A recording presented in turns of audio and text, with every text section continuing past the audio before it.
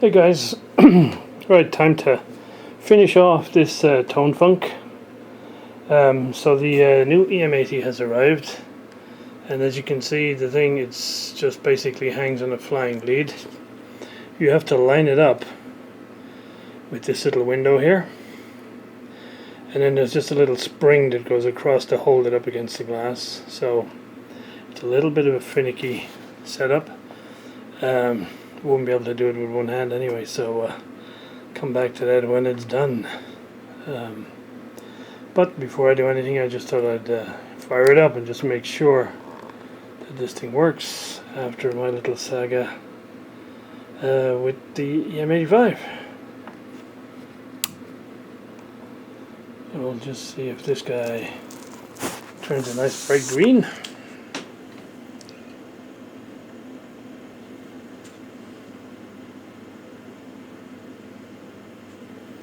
Yeah, that's looking good. Oops.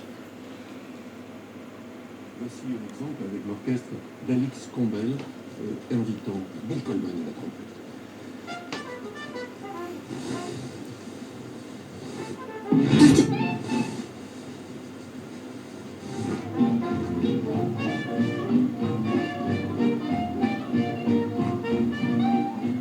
Yeah, that'll do. Right, let's see if I can get this thing in there. So this is how the original was taped up with tape stuck to wrapped around the base, and then a strip around the back from the reflector. So put that in here, hopefully, and get it lined up, and we'll be done. So there we go. That's the how the I-tube fits in. You can see it's just a single spring holding it up against the glass dial, and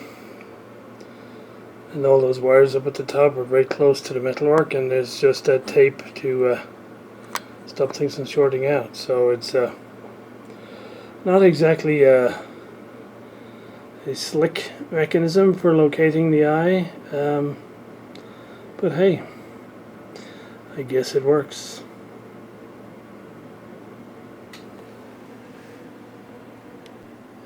One of the major problems in getting this chassis back in the cabinet is basically screwing this metal bracket back into the frame, because there isn't a lot of room between the chassis and the cabinet, and it's way in at the end. So getting those two screws in can be quite a test of patience.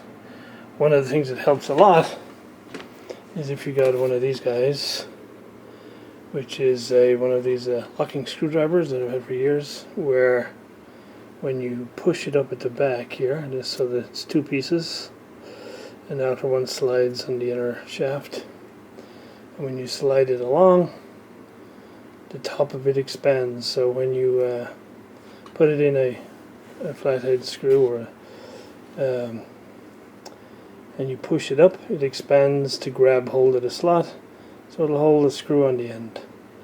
Then you can get it in long enough to position it and locate it and get a couple of turns, and then you can take it out and put a regular screwdriver on it.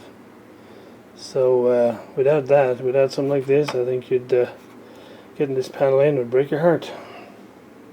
The other thing I've done is just to put a flying lead here on the transformer primary to take a feed off of the supply for the record deck, so that'll make it a lot easier to take it out in future without having to continue to solder and resolder wires onto the transformer.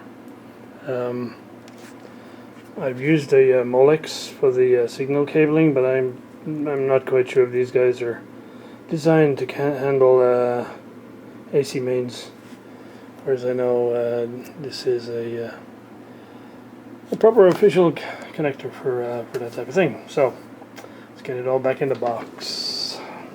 De la Manche, décodeur nord, demi. Okay, so it's back together, and with a nice bright magic eye. One curiosity is this 3-button selector over here. That doesn't feature in any of the models that are posted online in Radio Museum or elsewhere.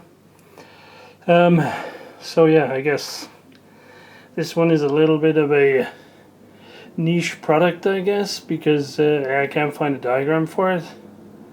And as I say, none of the photographs feature this little selector here to the side. But it's looking good. So medium wave and FM. And I need obviously to get one of these little battery lights and stick it on here on the side somewhere so that you can actually see the record deck, because I'm not quite sure how that was meant to be done back in the day. But as I guess somebody said, you just stack about 10 records on there and close it all up, and it's kind of like a jukebox, so you don't have to keep getting up to it every minute.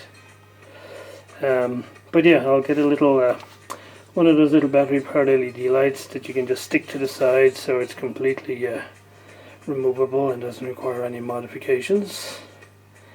And yeah, then we'll be pretty much done with the project.